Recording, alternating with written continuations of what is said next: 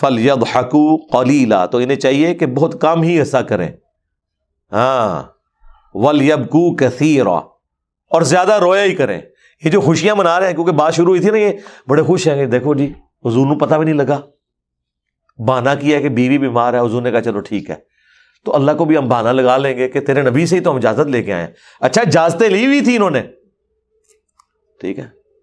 اسی لیے اللہ تعالیٰ کہتا ہے کہ اے نبی آگے چل کے آئے گا، یہ قسمیں اٹھا کے آپ کو اور آپ کے ساتھیوں کو راضی کر لیں گے، میں نے نہیں راضی ہونا. ہاں، اللہ کا تو کوئی رشتہ دار نہیں ہے نا. اگر نبی بھی کسی کو چھوڑ دے اللہ نے نہیں چھوڑنا، اور نبی کی سفارش بھی اس کے حق میں کوئی کام نہیں آنی، کیونکہ اللہ کا تو کوئی رشتہ دار نہیں ہے. اللہ کی تو رشتہ داری پیغمبر کے ساتھ نہیں ہے، تو باقی کسی کے ساتھ کیا ہوگی؟ خالق اور مخلوق کا فرق ہے. اسی لیے بخاری مسلم میں حدیث ہے، بعض اوقات تم میں سے کوئی چرب زبان ہوتا ہے اور مقدمہ میرے پاس لے کے آتا ہے، اور میں دلائل کی بنیاد پہ اس کی چرب زبانی سے متاثر ہو کے اس کے حق میں فیصلہ کر دیتا ہوں، حالانکہ وہ جھوٹا ہوتا ہے، اور میں بھی فیصلہ کر لوں، تب بھی اگر کوئی شخص اس فیصلے کے ساتھ اپنے گھر واپس گیا تو وہ جہنم کی آگ لے کے گیا، آگ کا ٹکڑا لے گیا، اگرچہ میں نے اس کے حق میں فیصلہ کیا ہے. کیوں کہ وحی کا علم تو نہیں حضور کے پاس آیا ہوا تھا، جہاں آتا تھا وہاں کہہ دیتے تھے. جو بخاری میں حدیث ہے کہ رسول اللہ کے زمانے میں دل پہ بھی اللہ تعالیٰ فیصلے کر دیتا تھا، کیونکہ نبی علیہ السلام کو وحی کے ذریعے بتا دیا جاتا تھا کہ یہ ایکچوئل سچویشن یہ ہے. جس طرح زید ابن ارقم کے کیس میں ہو گیا نا، قسم اٹھائی عبداللہ ابن ابی نے کہ زید ابن ارقم جھوٹ بول رہا ہے. زید ابن ارقم نے بھی قسم اٹھائی کہ میں نے یا رسول اللہ خود سنا ہے. قرآن میں اللہ نے زید ابن ارقم کو انڈورس کر دیا کہ واقعی اس نے سنا ہے کہ یہ عبداللہ ابن ابی کہہ رہا تھا کہ جب ہم عزت والے مدینے میں داخل ہوں گے تو یہاں سے ان ذلیلوں کو نکال دیں گے، نعوذ باللہ، رسول اللہ ان کے ساتھیوں کو. اور اللہ نے فرمایا عزت اللہ اس کے رسول اور اہل ایمان کے لیے، لیکن منافقین نہیں جانتے. یہاں پہ انڈورس کر دیا، کہیں پہ نہیں بھی ہوا، اللہ نے ان اٹینڈنٹ مسئلے کو چھوڑ دیا. تو اللہ تعالیٰ ہمارا انہیں چاہیے کہ یہ زیادہ رویا کرے اور بہت کم ہنسا کرے. بظاہر حالات فیوریبل ہیں ان کے لیے، لیکن آخرت ان کی داؤ پہ لگی ہوئی ہے. اور یہ جو قرآن کی یہ جو آیت کا پورشن ہے نا، یہ یونیورسل ٹروتھ ہے. فَلْيَضْحَكُوا قَلِيلًا وَلْيَبْكُوا كَثِيرًا. رونا زیادہ ہے، ہنسنا کم ہے. ایک ہے مسکرانا، جس میں آواز بلند نہ ہو، کہہ نہ آپ لگائیں، وہ تو نبی الاسلام کی سنت ہے، آپ سے زیادہ کوئی مسکرانے والا نہیں تھا. لیکن ایک ہے کہہ کے مار مار کے ہنسنا، ہر وقت ہنستے رہنا، وہ پھر صحیح حدیث ہے جامع ترمذی میں، سنن ابن ماجہ میں، کہ یہ چیز انسان کے دل کو مردہ کر دیتی ہے. ایک اور روایت مشہور ہے کہ قبر میں اندھیرا لاتی ہے، اس کی کوئی صحت کا نہیں پتا، لیکن الٹیمیٹلی دل مردہ ہو تو پھر تو آگے بیڑا غرق ہو ہی جانا ہے. قرآن کی یہ آیت بھی اس پہ گواہ ہے کہ ہنسنا کم چاہیے، رونا زیادہ چاہیے. اچھا، زیادہ رونے سے بھی تبھی فائدہ ہوگا جب آپ کے کرتوت ٹھیک ہوں.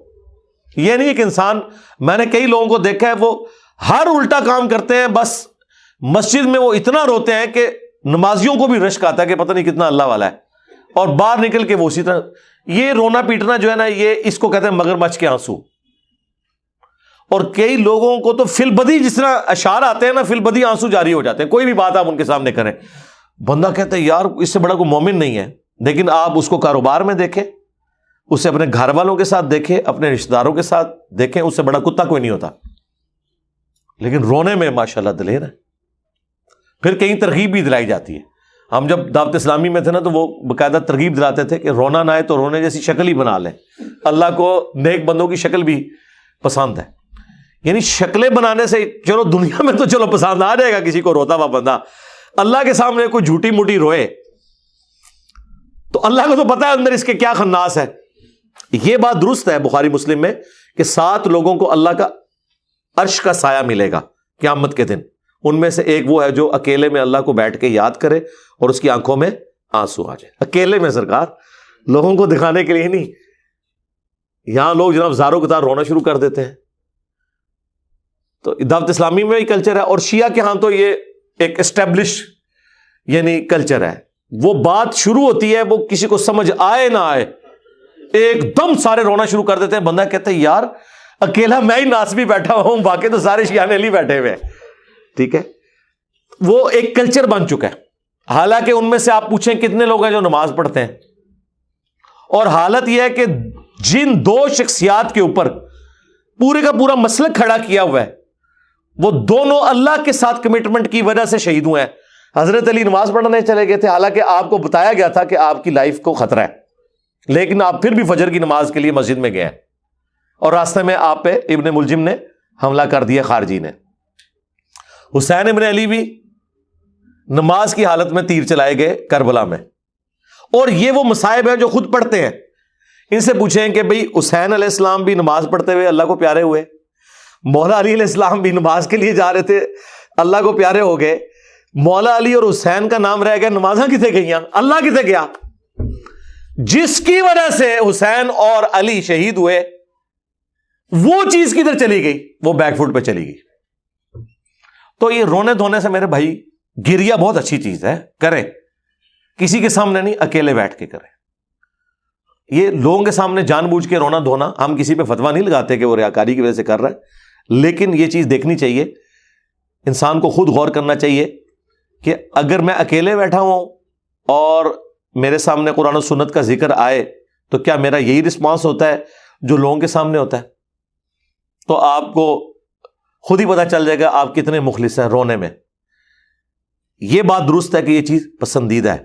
بخاری میں بھی حدیث ہے, نبی علیہ السلام ایک چوراہے سے گزر رہے تھے, کچھ اصحاب وہاں پہ ہنس رہے تھے, تو آپ نے فرمایا جو میں جانتا ہوں نا, اگر تم جانتے ہوتے تو بہت کم ہنستے زیادہ روتے.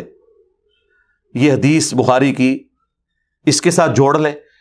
یہ تو پورشن آیا منافقین کے لیے, وہ صحابہ کرام کے بارے میں بھی تھا. یہ جنرل حکم بھی ہے کہ زیادہ ہنسنا, بہت زیادہ ہنسنا, نان سیریس ایٹیچیوڈ, یعنی مسلمان کا ایٹیچیوڈ جو ہے وہ نان سیریس نہیں ہونا چاہیے, سیریس ہونا چاہیے. لیکن سیریس کا مطلب یہ نہیں ہے کہ اتنے سیریس ہوں کہ لوگ آپ کے شر سے پناہ مانگیں, یہ بھی نہیں ہونا چاہیے, کیونکہ احادیث میں یہ بھی ملتا ہے کہ رسول اللہ سے زیادہ مسکرانے والا کوئی نہیں تھا. مسکرانا الگ چیز ہے, نبی علیہ السلام بہت زیادہ مسکراتے تھے, لیکن کہہ کے مار کے ہنسنا, ہر وقت ٹھٹا و مذاق کرنا, لطیفے سننا اور سنانا, ہر وقت اسی موڈ میں رہنا, یہ دوسری ایکسٹریم ہے. اور ہر وقت منہ بنا کے بیٹھنا, چاہے فکر آخرت کی وجہ سے بنایا ہوا ہے, تو بھائی وہ فکر آخرت جو ہے نا وہ آپ کا اور اللہ کا معاملہ ہے. ہمارے سامنے تو خدا کے لیے منہ ٹھیک بنا کے بیٹھے, ہمارے دل میں تو وسوسے آئے کہ بھائی کیا جرم کر دیا آپ کے ساتھ. ہاں, یہ کام نہ کریں, مزاح بھی کریں, سیریس بھی ہوں, کام کے وقت سیریس ہوں, مزاح بھی کریں. یہ دونوں چیزیں پیرلل میں ہیں. ہر وقت ہر بندے کا یہ کام نہیں ہے کہ وہ ایک طرح کے موڈ میں رہے, ہر مجلس کی ریکوائرمنٹس ڈفرنٹ ہوتی ہیں. بہرحال یہ آیت بڑی کریٹیکل ہے. فَلْيَضْحَكُوا قَلِيلًا وَلْيَبْكُوا كَثِيرًا, انہیں چاہیے کہ تھوڑا ہی ہنسا کریں, زیادہ رویا کریں. جَزَاءً بِمَا كَانُوا يَكْسِبُونَ, یہ سزا ہے ان کی جو وہ کمایا کرتے تھے.